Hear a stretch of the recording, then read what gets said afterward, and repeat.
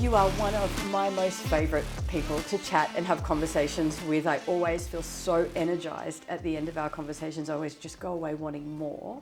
For those of you that don't know who you are and what do you do, tell us a little bit about yourself. Oh, thank you, Kylie. And likewise, I love our conversations. These days, I'm a managing director with ChapmanCG. We're a global search firm. We've been around for 2 decades.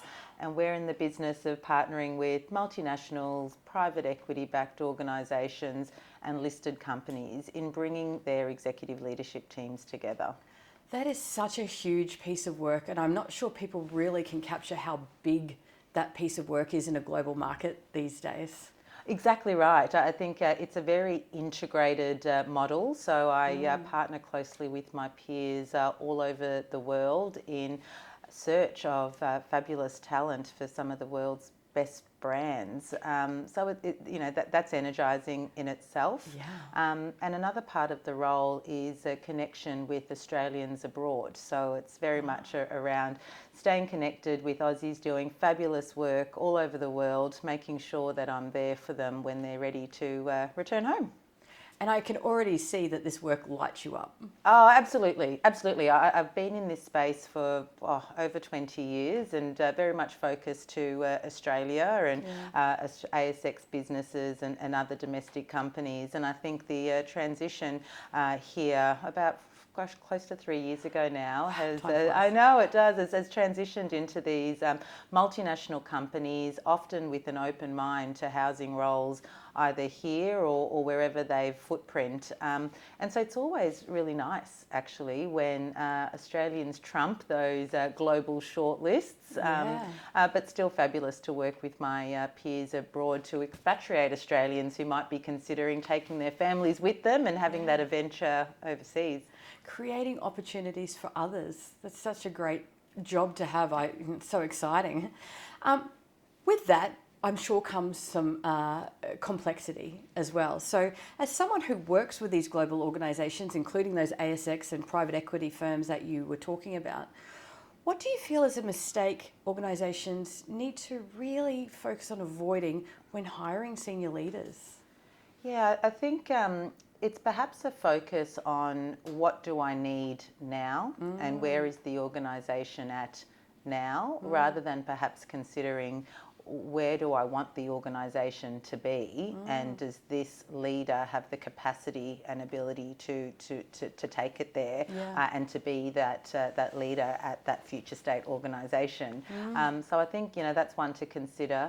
And then of course perhaps not considering the leadership team as a whole, and seeing where perhaps you need to complement the skills of others around the table.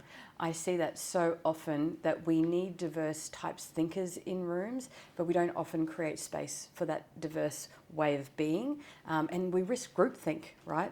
Absolutely, yeah, absolutely. And I already hear from chairs and others that you see that play out in boardrooms all the time. The person with the loudest voice often dictates. So you're right. It's not only having a seat at the table, but creating the environment where everyone has opportunity to speak up. Yeah, and thrive. I think Yes. that's how we get the innovation and the outcomes that people actually want when we do that. Yeah, that's right. What I'm seeing at the C-suite these days is that that doesn't come from the traditional diversity pillars that you and I have been speaking about over so many years. Organisations are still there are some organisations that still lean into that and a focus in these verticals, but I think the more progressive are ones that are considering it from a skill-based perspective, and having that open mind, looking to hire for an executive first and foremost,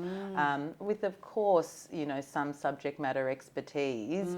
That in itself brings diversity of thinking, and then gender and age and ethnicity, all of that happens by virtue of having that open mind. Yeah, and creating space to hold space for diverse thinkers, regardless of gender and ethnicity and all those things, is that we want people that can think differently, and then we've got a construct to hold space for that different way of thinking, right? That's exactly right. That's exactly right. So I think what organisations are considering now is that, yes, do we have the construct? Do we have the op model? Is the job architecture right that allows that freedom? Yeah, amazing. Phenomenal. So you and I have both worked across many organisations in our time. Yes. And we have seen that in a lot of organisations, HR is the place where everything human goes, right? So whether that be news to deliver about change, well, that's a HR initiative. Whether that be innovations about rollouts that need to happen yesterday, that becomes a HR thing. Anything workforce related. With the influx of AI-driven initiatives that we're seeing so fast impact workforces in such a variety of different ways, what is the role of leaders and the role of HR rather than just putting everything back onto HR? What we are seeing from contemporary organisations is that there's an absolute lean in and they're stripping silos. So AI technology actually works hand in glove with people and culture and HR and communications, because this isn't a technology implementation, for instance. This is an augmentation of the entire corporate ecosystem, right? Yes. So we need to consider job architecture, strategic workforce planning, skills-based capability. It's very enterprise. So that's one element where HR comes into play, right? Because they need to consider it from that perspective. Sure. But then they need to consider the culture change and the adoption piece as well, and how do we then win the hearts and minds? How, as a leadership cohort, how do I build trust and respect within my C-suite peer group to make sure that we can have healthy discussion and tension around how we bring the organisation on this journey of change. Yes. So that's, it's not siloed. It's not the leaders versus HR. HR is a leader. So it's about this integration. And I think organisations more and more are moving away from these org structures and siloed ways of working to a more augmented, agile ways of working, incorporating digital twins and AI and agents and all the rest of it. Yeah, for sure. But yes, it's perhaps less separate. Yeah, and I think one of the things that you said so beautifully was it is an ecosystem. Yeah. Right? And ecosystems need each other to survive and thrive. So these silos, nothing can exist on its own. We have to create these ecosystems that lend itself, lean into, rely on. We have independence and interdependence on those systems to be able to get the greater good and the greater outcomes that we need. Exactly right. Yeah. Yes, exactly right. I just could talk to you all day about this stuff. So what do you think is being said in board meetings? You alluded to there's lots of board conversations going on at the moment. So what do you think is being said in board meetings that might surprise people that are actually watching or listening to this? Yes. And I don't know if this is a surprise, but in the conversations that I'm having with chairs and board members, of course, CEO capability is important, right? And why I don't think it's a surprise, we've always talked about in boardrooms, CEO capability, succession, bench strength, talent capability. Yeah. But I think what's changed now, or might surprise some, is that it comes from a place of agility rather than an ability to perhaps lead across role categories and manage a quite defined org structure. Yep. It's around, how does this leader engender trust and instill confidence in a constantly changing, agile workplace. So, I think the themes are somewhat the same, but the lens that they're taking or looking at it is a little different. But still, bench strength and succession planning, risk and governance, all of those concepts are on the minds of boards and chairs. AI is being discussed and in every conversation that I'm having with these individuals, and there's still that discussion around cost and ROI, but then perhaps not wanting to fall behind their competitors, and that there's all of those usual conversations I think being had. But then with the the most contemporary organisations and those that have the finances too, they're partnering with your Microsofts and AI, Quantiums and others to service their needs in that space. It's quite energizing. I think what's really interesting that you talk to, so agility, not just agility to be flexible across portfolios, but agility to be have this emotional agility to ground self-leadership, lead others, and be able to pivot as required, which gives you strength. But that comes from that self-awareness of self, grounding in self, that awareness of what needs to happen, and then the skills and the tools to be able to be agile. Absolutely. And that's right. When you talk to CEO capability, it's decision making.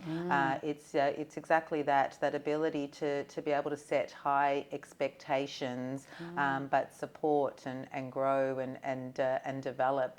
So your people feel like they've walked out of an environment in a place, left it in a place that it's far better than it was. Yeah, and I think one of the things, I'm curious as to whether this is the same in your space as well, is that, I think sometimes where I've seen leaders fall down is where they've had a position on something and they feel they can't change their mind on it because as a leader, I need to stand firm in who I was. But when you get new information, that agility to think again and go, well, I certainly did think that at the time, but now I've got this new information, I am going to be a little bit agile in my thinking, and I think that gives permission to the others in your team to do the same. What are you finding in this area as well? Yeah, exactly that. I think there's a recognition that it's difficult there'll be constant change, and it's difficult to know what the future will bring. There's I guess a realization from most that they're all in the same storm on different boats. Yeah. And so all we can do as leaders is be transparent as best we can, and be clear and direct in our communication. So I think that's what's on the minds of most board members and even CEOs that I speak with.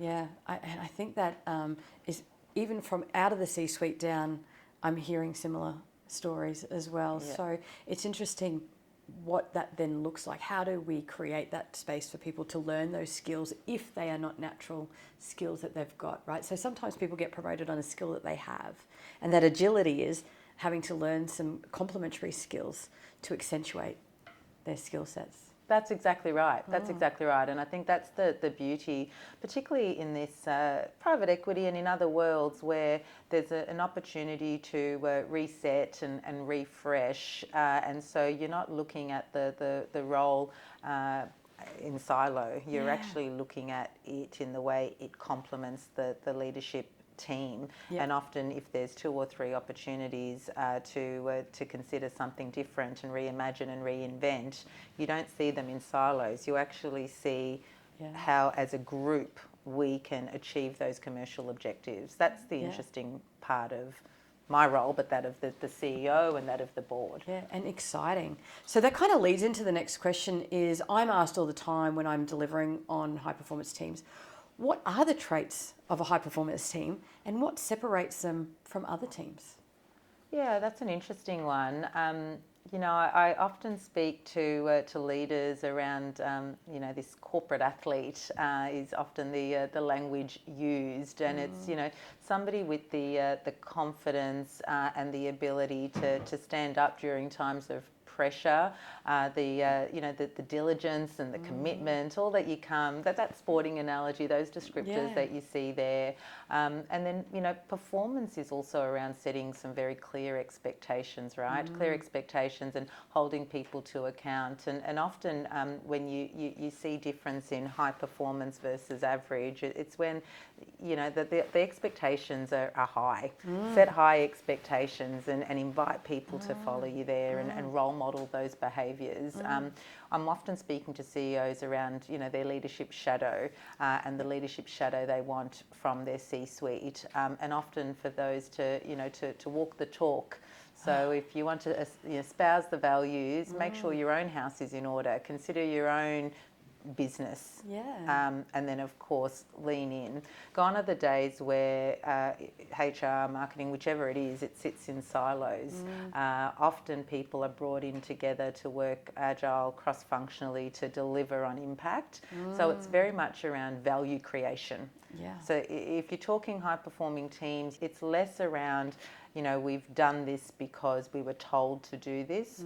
It's really now around considering how has this created value for me in the business, for customer, for stakeholder. And I think values alignment, right? So whether it be a cross-sectional team or a cross-sectional partnership, there has to be a values alignment because you have to be working towards the same thing, and we have to be really clear on that definition of that aligned value set that we're working towards. I think that's gives that clarity that you were mentioning earlier. And then we have to create space to have the conversations, the authentic conversations around what that actually means versus, the sitting in the meeting and we've got the head bobbing of yeah. And there's not actually the brave and courageous conversations to say, hey, Mary, could I just clarify, when you say this particular value set, what does that actually mean to you? Yes. So that we can get that alignment, so that we're working towards, we can have two words and they might, you are the sum of your experiences, I'm the sum of mine. So these two words, which we seemingly think we have the same definition of, we might have different ones. So then even though we've seemingly got values, we might be going in a little bit off wayward, right? So getting that values alignment, I think, is probably going to be key to that performance as well. Oh, exactly right. And then embedding it into behaviour, into everyday ways of working. I think that's, and that comes back to AI, right? It's not these individual use case. That may be a way of experimenting, of course, and then most will scale. But it's about embedding across the enterprise. Yeah. And I think you're so true. Values are just not something, words we put on a wall. They're values walked through the behaviours. Yes. From the C-suite all the way down, and getting that aligned values about what that looks like. That's exactly right. Oh my gosh, such a great conversation. What do you think the C-suite are worried about right now that maybe they're not saying out loud or not saying publicly? Yeah, I think, they would be worried about geopolitical factors and how that will, shape the way in which they're, considering their strategies moving forward. They'd absolutely be worried about talent. I think, the conversations I'm having is very much around how do I retain my best, and how do I ensure that culturally we create an environment where we are not promoting behaviours that protect and not allow for that growth and cross-pollination across the organisation and global mobility or domestic mobility across the organisation. And of course, leadership. Are leaders creating these healthy environments, and I guess tensions internally within an ELT.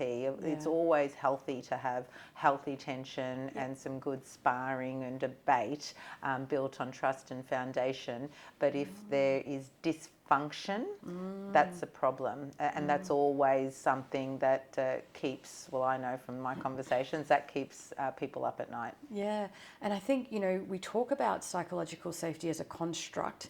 I'm not sure how well people are implementing it authentically versus tokenistically, but at the highest level, when we get it right, we do have those healthy tensions, and we challenge, but we challenge for the greater good.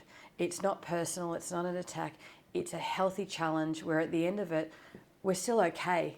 I respect you, you respect me. We're challenging this because we believe we can get a better outcome by this conversation that we're having right now. Exactly right. And those conversations are happening all the time and should be happening all the time, particularly within this context, right? You've got AI versus guardrails, governance and risk. You've got, again, AI versus sustainability. We know the cost in terms of water, energy and the like. It's AI against progress versus jobs, and there's so much that is up for debate and conversation at the moment, and what CEOs and board members are trying to do is foster that healthy tension to come up with some great results. Yeah, and I think if we do that well, we're working towards a win-win. We're not working towards a win-lose.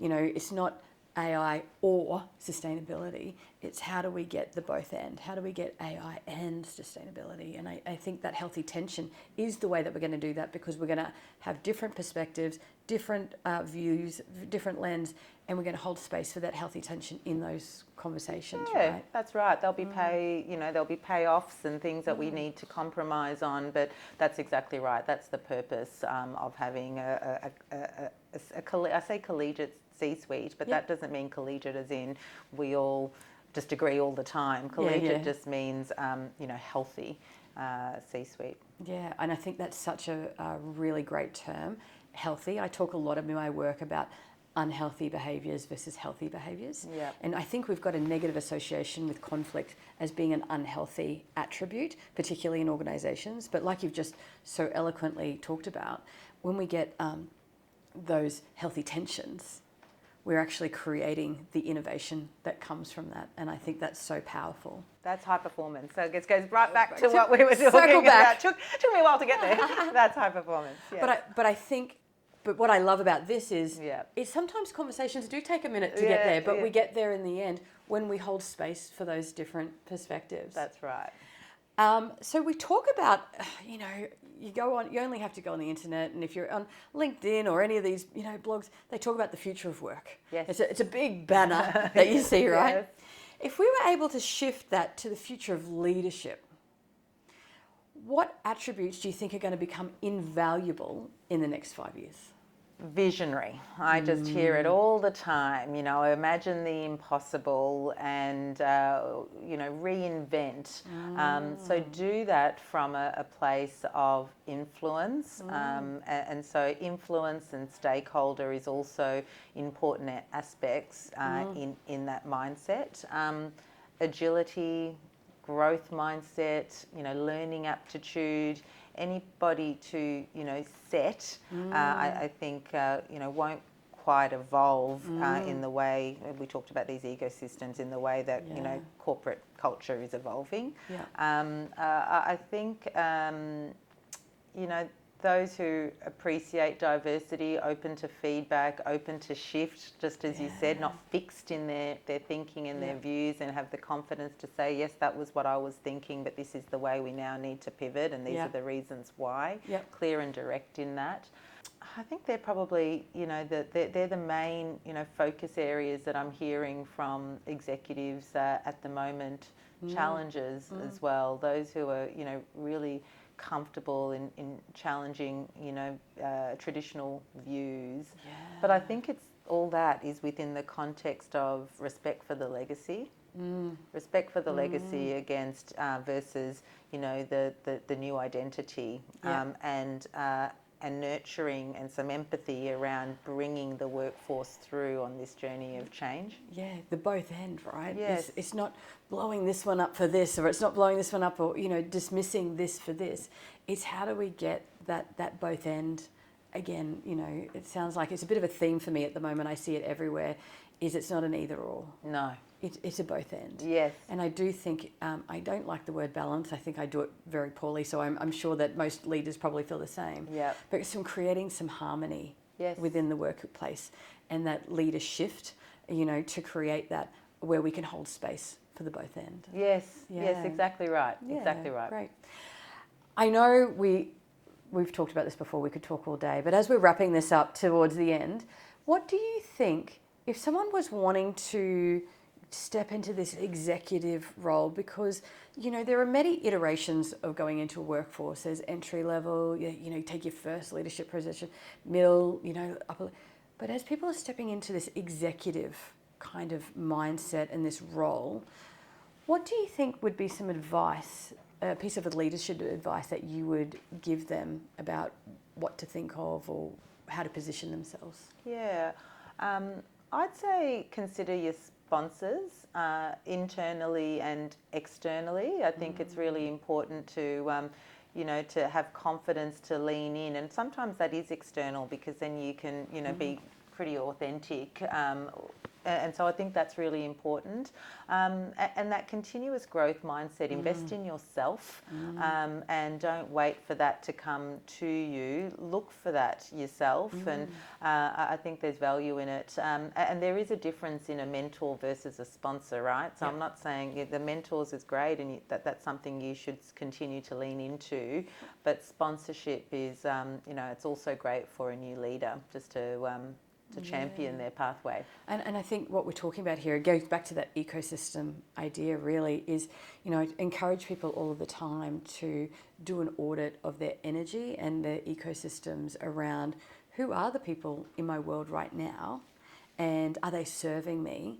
And not to say that you have to throw people out of the ecosystem, but where are you spending your energy, and are they the best people that are going to support you on that next phase of your journey? Because as your identity evolves, so will your agility, your ability to transform, and your ecosystem will need to evolve with that, right?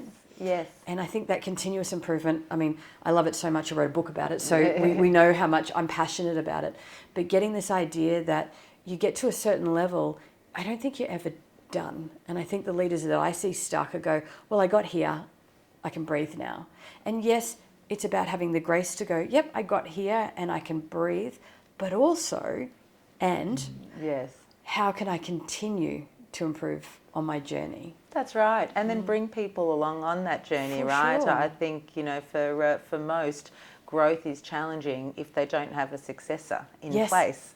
So not only is it the right thing to do, but it actually fosters your own growth if you work hard on your bench strength. Yeah, and I've actually seen that inhibit people where there was no successor, which then stopped them from being able to leave. That's right. Right, so, and again, this is an ongoing evolution. It's not an either or, and what we're working towards is the win-win as the both end. Yeah, that's exactly right. Yeah.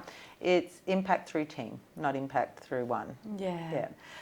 Mary, I am so grateful and so honoured, and I can't wait to continue this conversation off camera as well. Yes. But thank you so much for being here today. Your insights into this particular world are so valuable, and the conversations that really need to be had right now in such an uncertain environment. And I think sometimes people think that the higher you get, the less that we need these conversations, and I actually think it's the other way around. Yeah. I think these conversations need to be had more openly, more vulnerably, and making sure that people have got a safe space for these brave and courageous conversations. So thank you. Oh, pleasure. No, and thank you. And you're right. That is a theme I hear from these people. It's lonely up there. So these conversations, I think, is exactly what's needed. Thank you, my friend. Ciao.